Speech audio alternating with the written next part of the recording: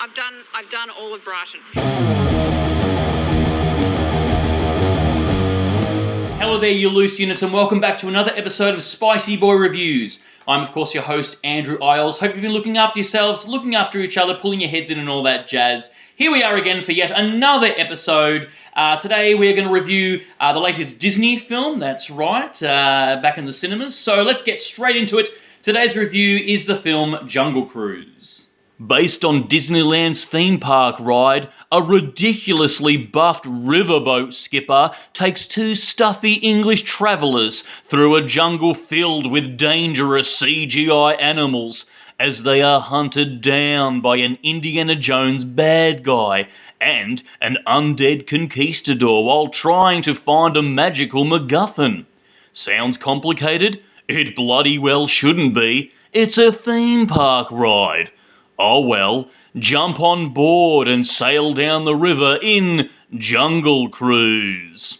And that's the breakdown synopsis for Jungle Cruise. That's right. It is directed by Hmmm. I don't know if that's how you pronounce your name, but stuff it, we're going to give it a red hot go. Sorry for butchering it if I've done so, probably did.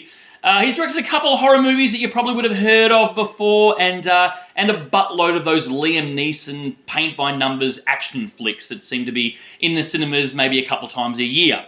He's also scheduled to direct the new Black Adam film, which of course will star The Rock when it comes out. Of course, we've got two of the biggest superstars in Hollywood as our leads here. We have Emily Blunt and Dwayne The Rock Johnson. And of course, this is the latest Disneyland theme park ride, or attraction, if you will, that's getting the big screen treatment here, an adaptation, if you will. There's a couple that's happened in the past. Off the top of my head, we've had Tower of Terror, The Haunted Mansion, Tomorrowland, Pirates of the Caribbean, and now here we are with Jungle Cruise. I can't wait for the dark adaptation of It's a Small World After All. In this film, we have a lot of farcical humour, we get editing in ADHD here, and a story that just barrels through, like does not stop until it gets to the third act where it starts to drag. But this is moving at a breakneck pace. It's less Jungle Cruise and more Riverboat of the Caribbean.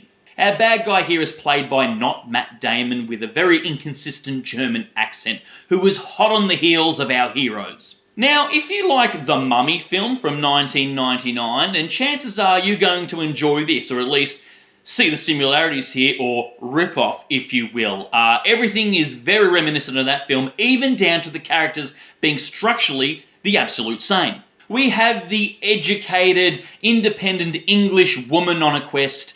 We have her flamboyant, self-involved comedic relief brother, the morally ambiguous, scruffy, handsome hero, the conniving, swindling businessman, and even an undead cursed enforcer hell-bent on completing a ritual. And if you liked the Pirates of the Caribbean film where the pirates, or the cursed pirates if you will, were a part of the pirate ship, well then you're going to love these undead conquistadors who are a part of the forest. It's exactly the same.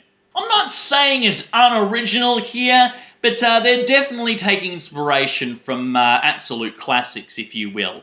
And if you like those films or that adventure formula, then chances are you're going to enjoy this one. It's just a bit more of a watered-down version. Now, I'm going to preface, I like The Rock. Okay, I love him, honestly. I think he's a magnificent human being who is incredibly charismatic, but charisma and charm will only take you so far in a movie. He feels like he's on autopilot in this film here, smiling his way through his lines, lazily saying them as well, like he's very, very tired here. And he seems really out of place in the time period of the early 1900s. I'm actually going to go so far to say that I think he was completely miscast in their role. Now, don't get me wrong, I think The Rock is a great action hero and all that, but in this film, not so much. He's just The Rock playing The Rock. His character is Dwayne The Rock Johnson. Now, there's a difference between an actor and a movie star, okay? Dwayne The Rock Johnson is a movie star, a very bankable one, if you will. Arnold Schwarzenegger was a movie star. Keanu Reeves is a movie star. And then you get people like Leonardo DiCaprio is an actor. Denzel Washington is an actor. And you do get a bit of crossover with some people in Hollywood as well who can do both movie star and acting quite well. Like, I don't know, a Chris Pine or a Ben Affleck maybe. But The Rock is primarily a movie star. Like, you take Brendan Fraser, the lead in The Mummy in 1999, who balanced comedy, action, and the heartfelt moments, even though they were far and few between, very perfectly. He was awesome in that role. I mean, hell, Harrison Ford and Kevin Costner have made a very lucrative career in having that balance between movie star and actor. And The Rock was perfectly cast in Jumanji because he was playing against type. But also that's based in a video game. Okay, The Rock is a larger-than-life character. He's an ex-wrestler. He's fucking enormous. And in like a pseudo-Arnold Schwarzenegger type movie, he works perfectly. And Jumanji was based in a video game, but he was playing against type. He had like a teenage boy embodying him, and it was funny. It was comedic and stuff like that. But here, like I said before, we're just getting The Rock playing The Rock in a random action-adventure film. I've got to say, though, enough about The Rock. Emily Blunt is fantastic in this, okay? She's perfectly cast in this. She was the right choice, of course. Like, it goes without saying, she's phenomenal in anything she's cast in. However, in saying that, the chemistry between her and The Rock was thin at best, I'll be honest with you. Like, I don't know if there was even any thought put into chemistry between these two actors. I think they just got two of the biggest movie stars of today, chucked them in there, gave them some cute little dialogue, and just hoped that it would work, and honestly, I don't think it did. The film looked great, though. It looked awesome. The costumes were great. The script was okay at best. It was pretty mediocre, I'll be honest with you. I don't think the humour landed as much as they'd hoped it would, unlike Jumanji, which I thought was a great, funny adventure film. There's one character who shines all the way through, who was amazing. But yeah, I don't think the humour landed, especially the humour coming from The Rock. I don't think any of it landed, honestly. It was lazily delivered, his dialogue, and it seemed like he was half asleep most of the time.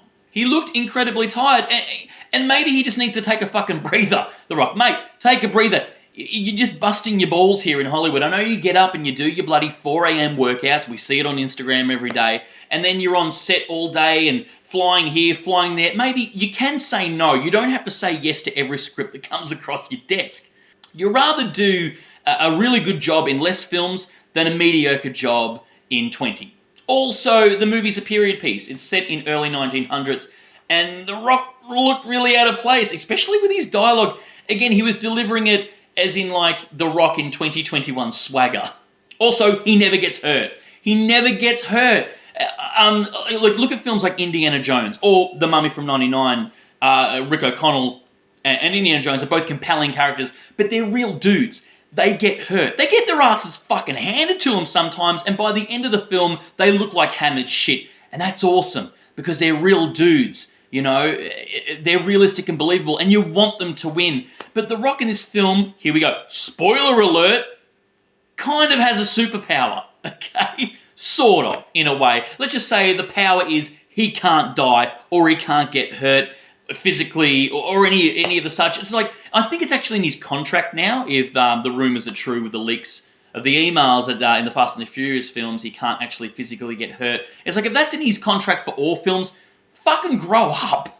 But enough banging on about The Rock. In this film as a whole, I think there was too much story in it, especially for an adaptation of a theme park ride. Like, say what you will about that first Pirates movie. The later ones got convoluted and a bit way out there and just ridiculous. But the first one was streamlined and pretty simple, okay? You had cursed pirates who needed the blood of a Turner to lift their curse and the Aztec gold, while William Turner, our protagonist here, enlists a morally ambiguous pirate by the name of Jack Sparrow to go and save the love of his life. That's it. It's pretty much a chase film with pirate ships. Streamlined, easy. But in this film, we get a backstory, and then another backstory, and then a massive reveal, and then I forgot halfway through that they were actually on the quest to find a plant that saves lives, or some shit, and then, oh no, undead soldiers are on their tail as well, trying to kill him, and then there's this German prince who was also on their tail, and wants this arrowhead medallion thing. It's like, fucking what? It's like, calm your farm.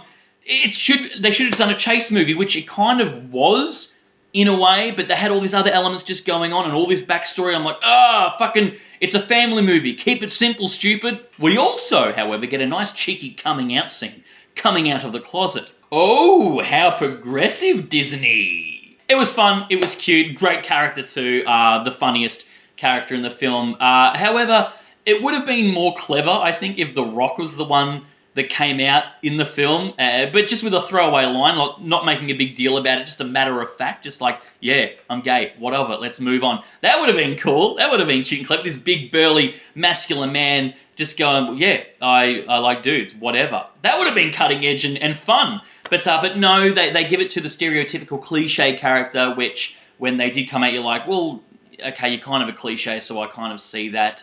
But I get it. I suppose at the end of the day, Disney does have to sell this film to China. The film also felt really long. It felt super long. I got bored. Even in the action scenes, I was like, are we done yet? And then it dragged in the third act. I just kind of wanted it to be over. The film is okay. It's all right.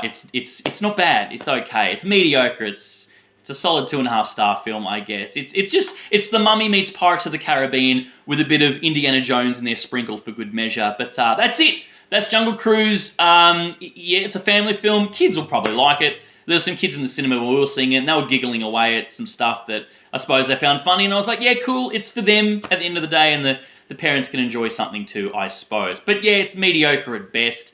Yeah, that's Jungle Cruise. But anyway, guys, that's it. Write down below what's your favourite action-adventure film of the Indiana Jones genre, if you will. There's a few out there. I mean, The Mummy's an absolute classic, isn't it? The 99 version with Brendan Fraser. It is awesome. But yeah, write down below what's your favourite action-adventure film of such. Of course, if you can give this episode a like, we super appreciate it because your love and care just keeps us going and feeling nice, warm and fuzzy inside. And of course, hit that subscribe icon because we give out episodes weekly. And yeah, come back for some more spicy content. And as always, stay spooky, kids.